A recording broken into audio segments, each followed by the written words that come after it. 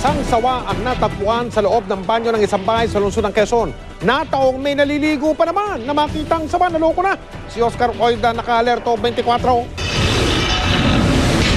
Kahit napapangiti, nangangatog pa rin sa takot ang 12 anyos na si Michael Arcalas nang makausap namin kagabi. Ikaw ba naman ang maligo kasamang isang 8 talampakang sawa?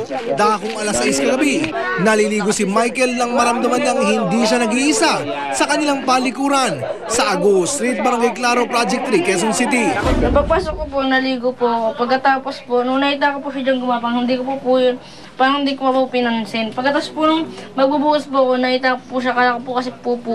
Tapos po nung bubuhusan ko na po, nakita ko po, tapos nakita ko na nga po kaya po tumakbo po ako.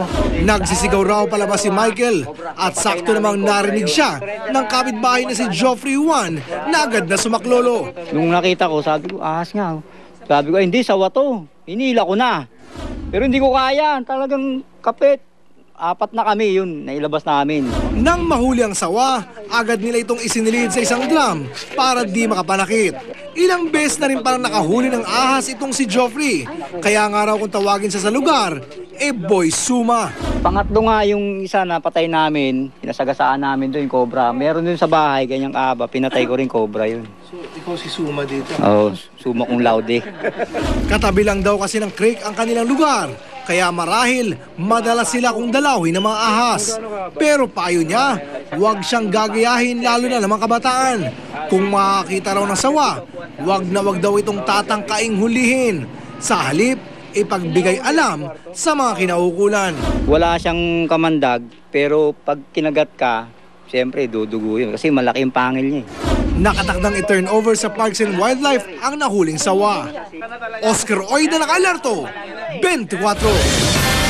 Muling idiniin si dating Pangulong Arroyo sa umano'y dayaan noong 2007 election ng dating election consultant ni Andal Ampatuan Sr. na tumestigo sa Blue Ribbon Committee kanina.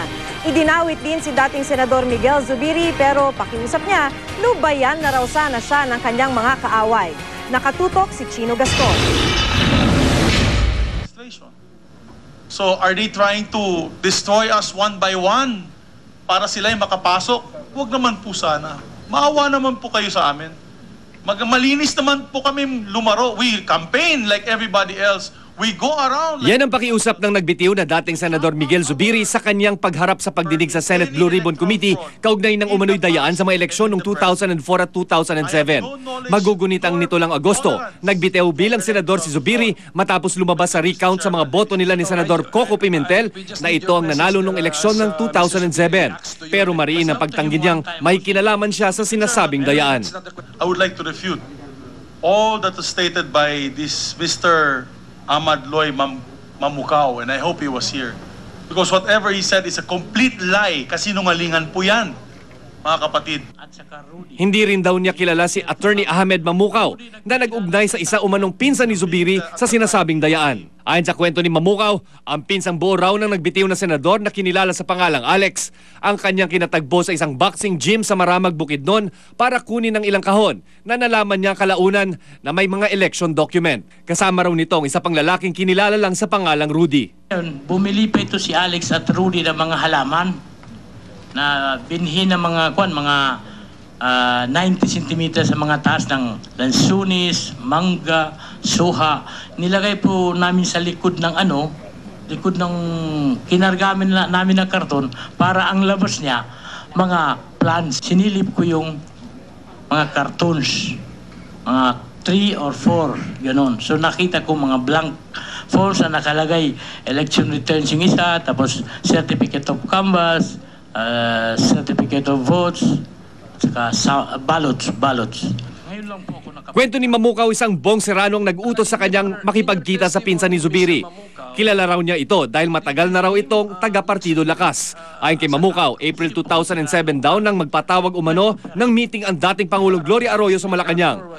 Dinaluhan daw ito ng ilang opisyal at ni dating Maguindanao Governor Andal Ampatuan Sr. kasama ang dating Maguindanao Provincial Administrator na si Nori Unas. Andun din daw si Mamukaw na election consultant ni Andal Sr. mula nung taong 2004 hanggang 2005. Sa kwento ni Mamukaw sa Senado kanina, sa naturang meeting daw niya narinig si dating Pangulong Arroyo na ilang beses inulit na dapat 12-0 ang resulta ng eleksyon pabor sa mga kandidato ng dating Pangulo. Hindi naman sinabi daya. In fairness, hindi naman sinabi. Ano sabi nila? Kailangan 12-0. Hindi naman sinabi. Dapat siguraduhin. Yun lang sinabi. Basta dapat sabi niya, 12-0. Ang pahayag ni Mamukaw ay tulad ng pinahayag na dati pa ni Unas na isa sa testigo sa kasong electoral sabotage na sinampa laban kay Arroyo at ilang iba pa. Ayon pa kay Mamukaw, binigyan daw siya ni Unas ng 17,000 pesos. Si Unas din daw ang nag-utos sa kanyang makipag-usap kay Serrano. Ipapatawag si Serrano sa susunod na pagdinig. Sumalang din ang dating MiG-21 commander ng intelligence service ng AFP na si Colonel Pedro Sumayo Jr. Sabi ni Sumayo, inutusan daw siya ng kanyang superior noon na si Lieutenant Colonel Allen Capuyan na hepe ng Operations and Intelligence Divisions na sirain ang original tapes ng Hello Garci recording. Nakuha raw ni Sumayo ang tapes mula kay Sergeant Vidal Doble. Wala raw siyang alam sa wiretapping operation. So the reason why I did not accost Sergeant Doble or any other personnel is because I know for a fact that no one from MiG-21 is trained or has the capacity to undertake such operation. Noong buwan daw ng Setyembre, nalagay daw sa floating status si Sumayo. Nanghingi siya ng tulong sa isang Colonel Emil Zosa. Imbes na tulong, 900,000 pesos daw ang pinadala sa kanya ni Colonel Capuyan.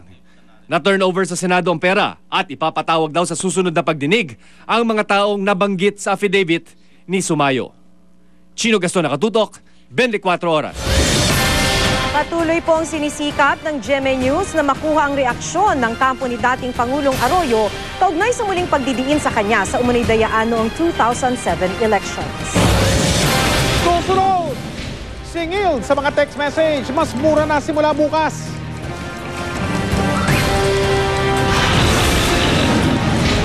Magkapatid sa isla ng Guimaras, halinhinan sa pagliban sa klase para makapagtrabaho.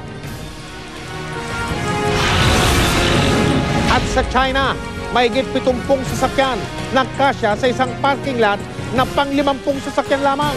Mapapanood ninyo sa pagpapatuloy ng 24 Oras.